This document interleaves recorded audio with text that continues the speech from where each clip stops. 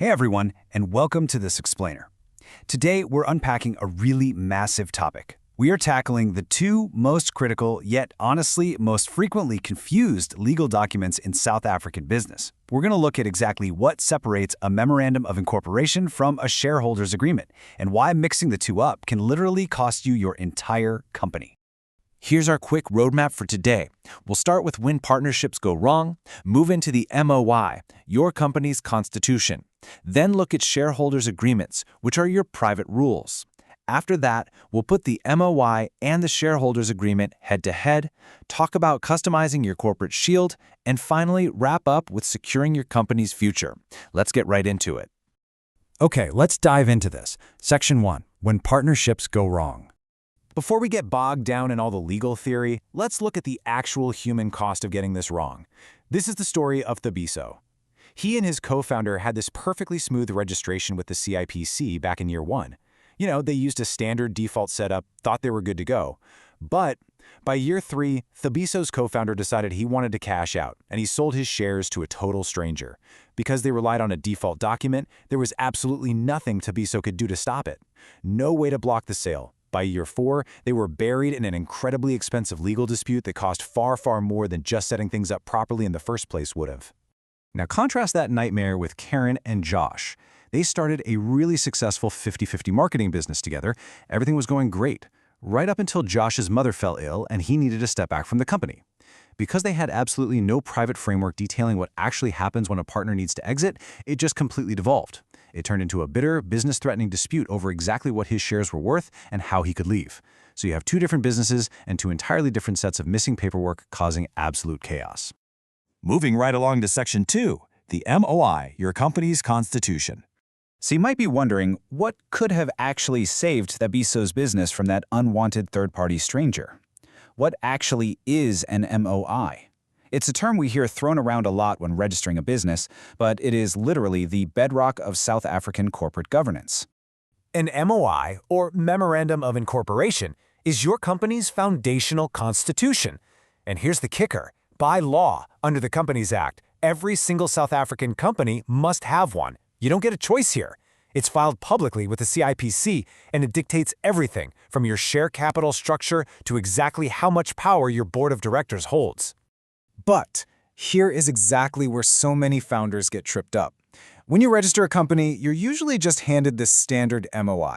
The huge danger here is that a standard MOI is just a bare minimum default framework. It offers zero extra protections. Actually, scratch that. It's worse than zero, because it gives you a false sense of security. It has no preemptive rights, no right of first refusal, and no transfer restrictions. This is exactly why Thabiso got burned. His default MOI literally allowed his partner to just sell shares to anyone off the street. All right, let's shift gears. Section 3, Shareholders Agreements, Private Rules. Let's flip over to the private side of the business.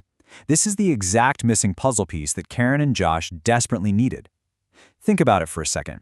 How do founders prepare for deadlocks, or share valuations, or sudden illnesses, without broadcasting all those highly sensitive details to the public on the CIPC register? The answer? The Shareholders Agreement. Unlike the MOI, this is a super flexible, entirely private contract between specific shareholders. While it is technically optional under the Companies Act, functionally, it's basically your essential operating manual for the human side of business ownership. It tells you exactly how to handle valuations, exits, and deadlocks without ending up screaming at each other in court. Now, what's really interesting about this next part is how they interact. Section 4. MOI versus Shareholders Agreement. This is where we separate myth from reality and really nail down the exact differences between the two. The MOI is required by law and is entirely public. It automatically binds everyone, even future shareholders. The Shareholders Agreement, on the other hand, is a private contract. It only binds the people who physically sign it. One is enforced as fundamental company law, the other is contract law. So you see, they serve completely different yet totally complementary purposes.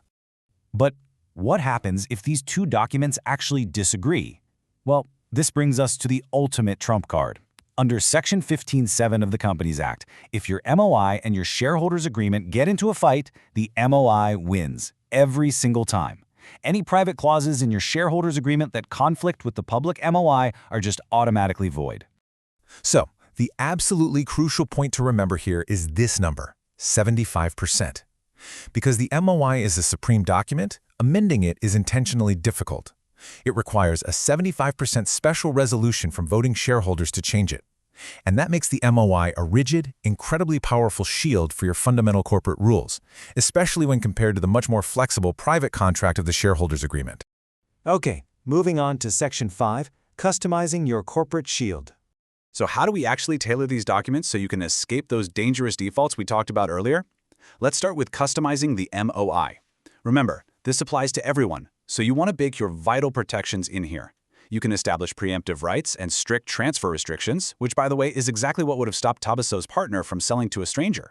You can also define specific share classes, require enhanced voting majorities for really big decisions, and set strict rules on who actually gets to appoint the board of directors.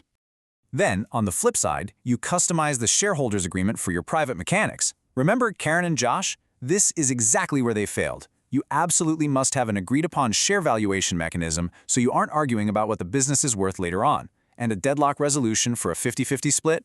Without one, it's basically a ticking time bomb. You also need exit provisions, death and disability protocols, and confidentiality rules, keeping you totally compliant with privacy laws like POPIA. Almost at the finish line here. Section 6, Securing your company's future. Look, having these documents in place is fantastic, but your legal paperwork has to evolve right alongside your business. You can't just sign them and throw them in a drawer. You need to update your paperwork whenever there's a major shift, like adding new investors, restructuring your capital, moving to a board-managed structure, or dealing with BBBE ownership transactions.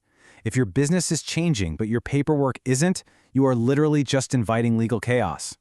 Which naturally leads us to the most dangerous governance mistakes we see out there. We've already talked about the danger of unreviewed standard MOIs. We've warned you about conflicting clauses where the MOI just steamrolls your private agreement. But perhaps the absolute worst mistake? Using foreign or overseas templates you just Googled and downloaded. South Africa's Companies Act is completely unique. A US or UK template will fail you entirely here. And finally, remember that an MOI amendment means absolutely nothing until it is officially filed with the CIPC. It really fundamentally comes down to this one idea. The MOI establishes how your company operates within the law. The shareholders agreement establishes how your shareholders operate with each other. A secure, well-governed business deliberately relies on both of these to survive and thrive. I want to leave you with a bit of a provocative thought today. If a founder walked away tomorrow, what exactly does your paperwork say happens next? If you don't know the answer to that, or if you're just relying on a generic default document, it is definitely time to upgrade your corporate shield. Thanks so much for joining me for this explainer, and I highly encourage you to go review your own governance framework today.